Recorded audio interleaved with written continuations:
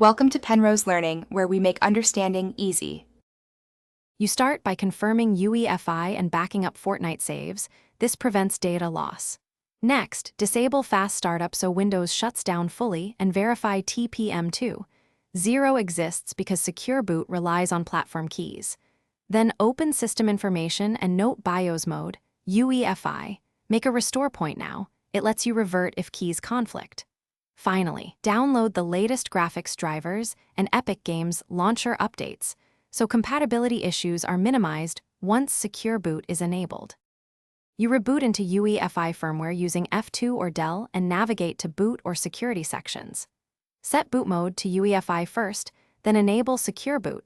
Choose standard to auto-load Microsoft and vendor keys, or custom if you must manage keys yourself. If custom, import the vendor and Microsoft pk/kek/db files, and understand that misconfiguring keys can block drivers. Once keys are set, save and exit. Windows will start validating bootloaders. Make sure Epic Games, launcher and kernel drivers are signed to avoid blocked launches. You boot Windows and verify secure boot in system information. Then launch Fortnite to confirm everything runs. If the game or anti-cheat fails, check Device Manager for unsigned drivers and reinstall signed GPU and anti-cheat drivers. Unsigned kernel modules are the usual culprit.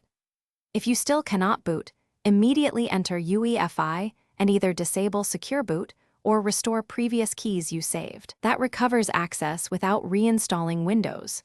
Finally, once resolved, reapply secure settings and retest to keep your system protected.